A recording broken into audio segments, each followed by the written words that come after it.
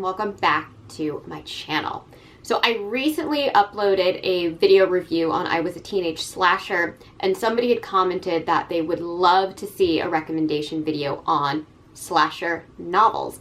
And so I've definitely talked about a lot of these books on my channel throughout the years. Some of them I have read very recently, some of them I read years ago, but I do tend to talk about them quite a lot. So today we're going to dive into some of my favorite slasher horror novels that I think are perfect for spooky season and beyond. And when I get to my last book, you'll see what that is about. So I'm just going to dive right on in. Slashers are some of my favorite things to read as well as to watch, and I feel like there's a million slasher films and not enough slasher books. So we're going to go through and talk about which ones I love the most. And we're going to start off with probably the most iconic slasher book that I talk about on my channel, and that is Clown in a Cornfield. And the reason I say this is the most iconic, it's probably not the most famous. I have another one that's probably a bit more well known. But the reason I say that this is the most iconic is because to me, this book perfectly embodies the B-movie slasher.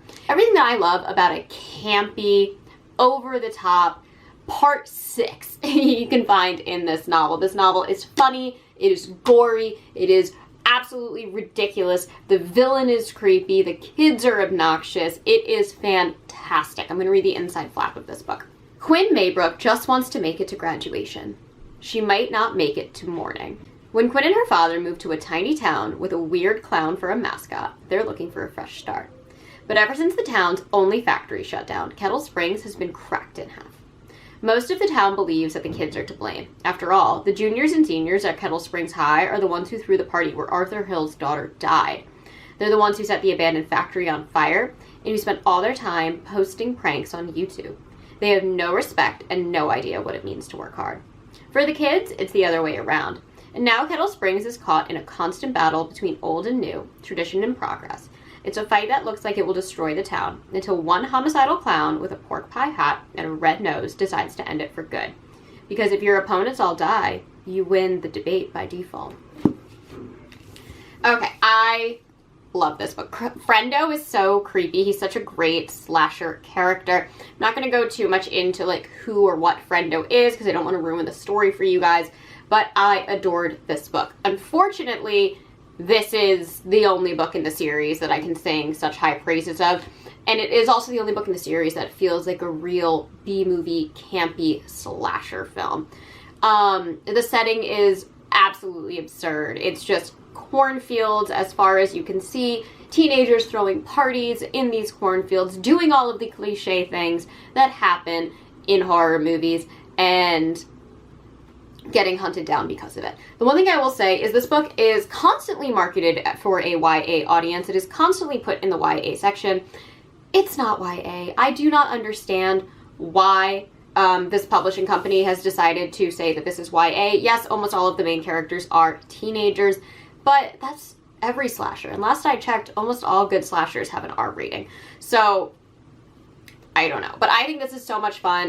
This is a great kind of, again, like cornfield harvest season setting. I think it's perfect for spooky season, perfect for Halloween, and I read this in 2 days. I couldn't put it down.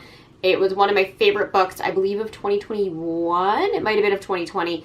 But I devoured this book. I adore this book, and I think if you haven't read Clown in a Cornfield and you were looking for that campy horror movie goodness, it is in this novel. And out of all the books on this list, that is the one that I think perfectly fits into the traditional campy B-movie slasher. The rest all tend to take a more serious tone or a meta tone, like very like I have a very like aware, self-aware novel in here. But that one to me like takes the cake as like the campy slasher film.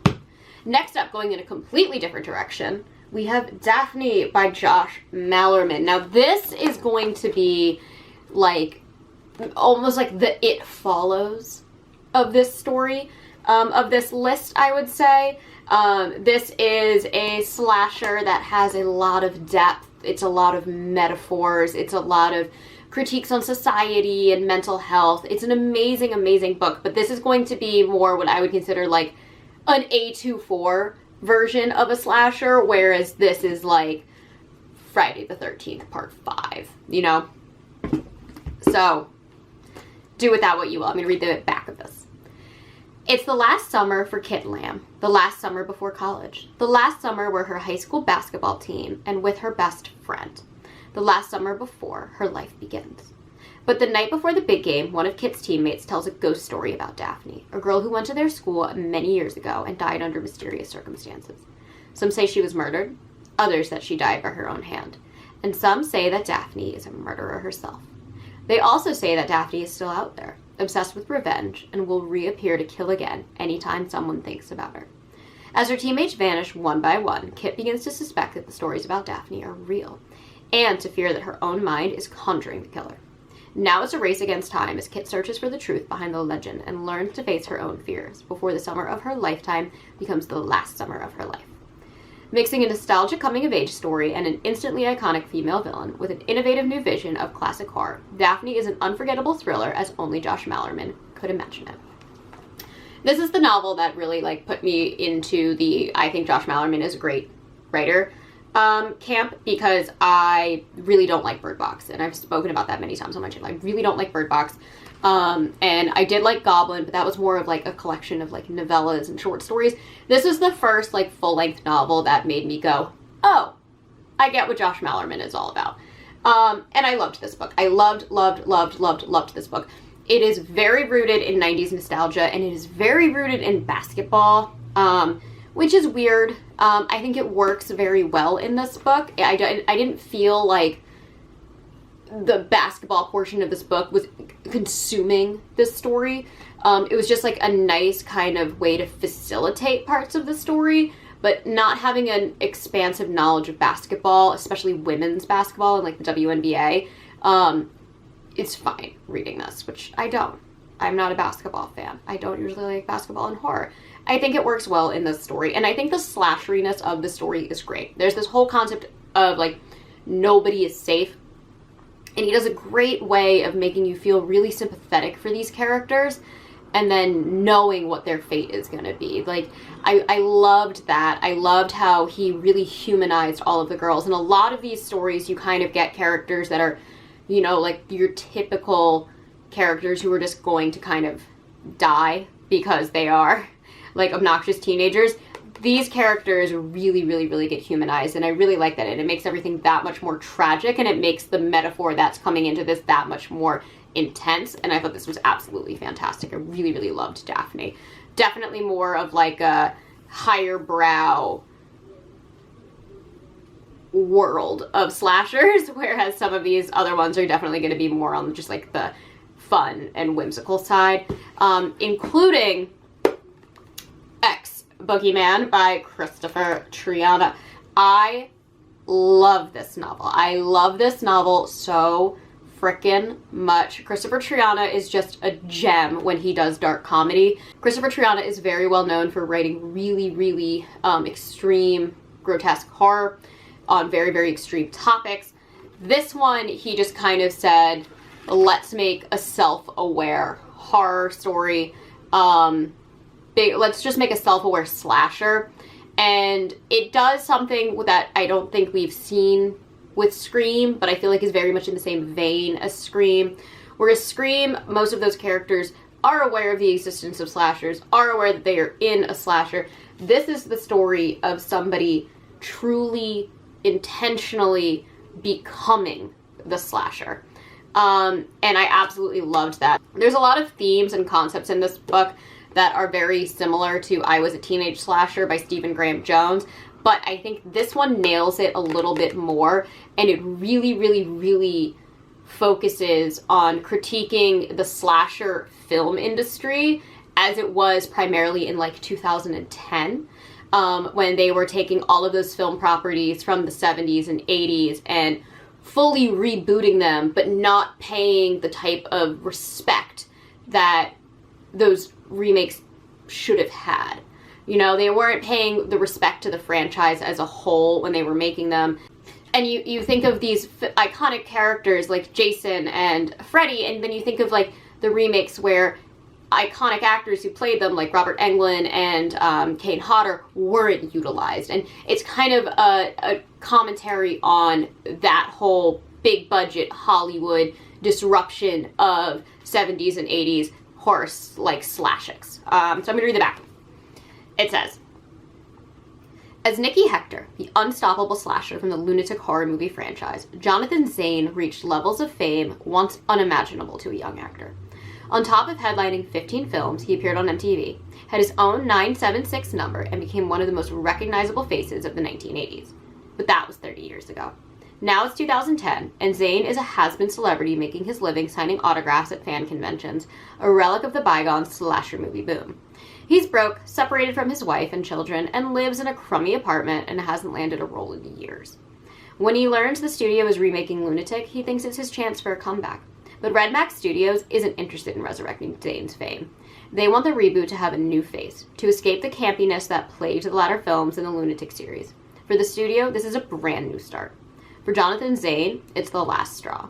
Discovering the remake is being filmed at the same rafting center as the original, and his former Final Girl co-star Lola Lang is involved.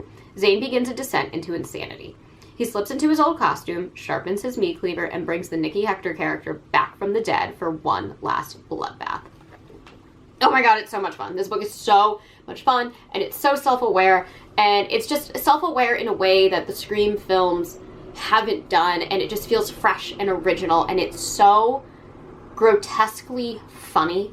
There are so many just iconically humorous cliches that Christopher Triana plays upon, and yet you still feel a lot of attachment to these characters. A lot of the slasher targets, I should say, get a lot of backstory, and you get a lot of introspective into who they are, and you feel for them. And unlike Daphne, where it's kind of like, I don't really think anybody's safe, in this book you kind of really are hoping that some of them are, and some may be and some might not be, and it's kind of this whole churning commentary on how does the slasher affect the survivors. It's just this amazing, amazing commentary. I absolutely adored this book, and I just found myself laughing so frequently. And it's so smart, and it's so charming, and it's so whimsical, and it's so dark, and I just adored this book. It's one of my favorite things that Christopher Triana has ever written, and I just think that I would watch Nicky Hector movies without question. I would just adore them. They seem so, so fun. Next up, another self-aware slasher that is probably more akin in that Scream self-awareness, but definitely nowhere near as funny as Boogeyman, is a book I talk about constantly on this channel. I'm sorry if you've heard about this and are so tired of it, but we're once again going to talk about My Heart is a Chainsaw by Stephen Graham Jones. I talk about this novel so often because it's the book that made me start to actually enjoy some of Stephen Graham Jones's writing, because I'm normally not that big of a fan, and I absolutely loved the kind of meta commentary of being on the outsides of a slasher and looking in and having all of the knowledge to survive, but thinking that you're not the person who needs to use the knowledge. You are not one of the targeted victims. You have to find the final girl and make sure that she knows how to survive the slasher event that is happening. And I just think Jay Daniels, the protagonist of this series, is absolutely fantastic. This is book one of the Indian Lake trilogy. I love book one. Book two is great. Book three, I pretend didn't happen, unfortunately, but I do think that this, even as a standalone novel, is remarkable. I'm gonna read the inside flap. You won't find a more hardcore 80s slasher film fan than high school senior Jade Daniels. And you won't find a place less supportive of girls who wear torn t-shirts and too much eyeliner than Proof Rock, nestled 8,000 feet up a mountain in Idaho along Indian Lake, home to both Camp Blood, a site of a massacre 50 years ago, and, as of this summer, Terra Nova, a second home celebrity Camelot being carved out of a national forest. That's not the only thing that's getting carved up, though. This, Jade knows, is the start of a slasher. But what kind? Who's wearing the mask? Jade's got an encyclopedic recall of every horror movie on the shelf, but will that help her survive? Can she get a final girl trained enough to stop all of this from happening? Does she even want to? Isn't a slasher exactly what her hometown deserves? This new novel by the New York Times bestselling author of The Only Good Indians, Stephen Graham Jones, called One of the Most Talented Living Writers by Tommy Orange, explores the changing landscape of the West through his distinct voice of sharp humor and prophetic violence.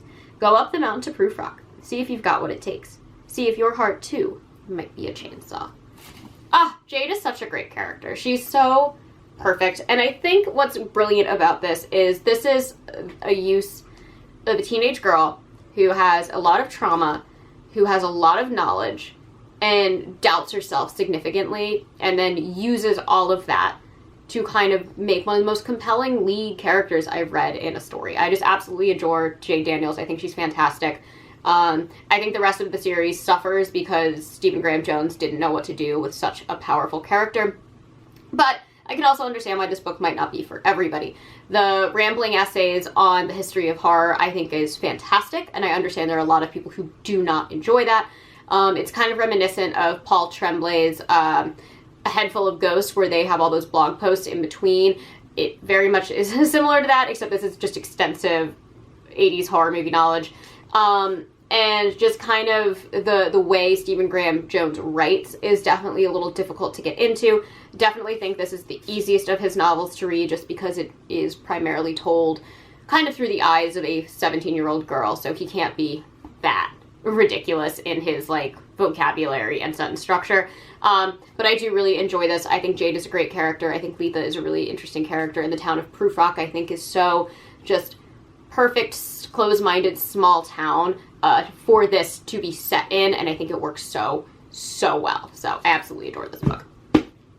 And there's a lot of great commentary in there. There's a lot of commentary on just the gentrification of what used to be native land, and I think it's done very, very well, along with a lot of commentary on just being a woman in today's society, and some of the things that affect women but might not really affect men, and just having, again, such a strong female role that's definitely not your traditional final girl in a slasher. I think it's just fantastic.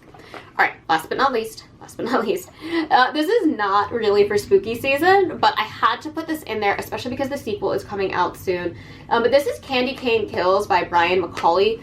I believe this is his debut novel. I'm not 100% sure, but this is Christmas slasher. This is a Christmas slasher, and it's awesome. It's so fun. It's ridiculous. It's campy. It's over the top. And it's scary. It does a really good job of being creepy, and I would love to see this on film. I think it would do really, really, really, really, really well. You know, we already have Thanksgiving, we have Valentine's Day, we have and I mean, this is set on 4th of July, so right there, you've got that. But there are so many holidays that we can play up with a slasher, but I do think that Christmas, outside of Halloween, is probably the #1 holiday for scary movies. We can look at Gremlins, you know, we can look at Krampus, we can look at so many iconic horror films that are set within the winter or around Christmas, and I think this is the one book that does it really, really, really well. So it says, "'Twas the fright before Christmas, when Austin's parents dragged him and his little sister Fiona to a remote cottage for Christmas. He's less than thrilled about the forced bonding exercise. But after learning that their holiday getaway was the site of a horrific crime, this family on the rocks will have to fight for their lives against a legendary killer, because Candy Cane is slashing through the snow with a very long naughty list." Now, that doesn't say too much, but there's a lot of lore and backstory and kind of true crime set up into the exposition behind this. But the other thing that I like is, if you're a fan of Barbarian, and this is another one of those stories where it's like an Airbnb gone wrong. And I loved that with this. I thought it was absolutely fantastic. It's this small remote town, Airbnb you're unfamiliar with, people who are not so friendly with outsiders, everything goes wrong. And it's just like the wrong time, wrong place, wrong holiday, and it just snowballs into a spiral of out of control chaos, and I loved it. It is funny, it is weird, it is creepy, and it is just a perfect campy Christmas slasher. So I know it's October, but I just can't not talk about this because I just think it is so fun. And the sequel is coming out, and I hope it is just as ridiculous and over the top and campy as this one. And they're very, very short. This is only like 150 pages. Like, you can read this in like 1 or 2 sittings. It's just, it's fun, it's cute. And it's part of the VHS series where it's like designed to kind of be like a video tape. So you do kind of have this like, I wouldn't say like found footage element throughout it, but there's a little bit of it throughout it, and I think it's really, really fun and cheeky and cute, and it's great. Anyways, those are my 5 slashers that I am recommending for this spooky season if you need something to read as we're preparing for Halloween. And yeah, let me know if there's any slashers that you think I should be reading in the upcoming weeks. And as always, I try to post every Monday and Thursday, sometimes on Saturdays. And if you enjoyed this video, please hit the like and subscribe buttons down below, and I will catch you on the next one. Mwah.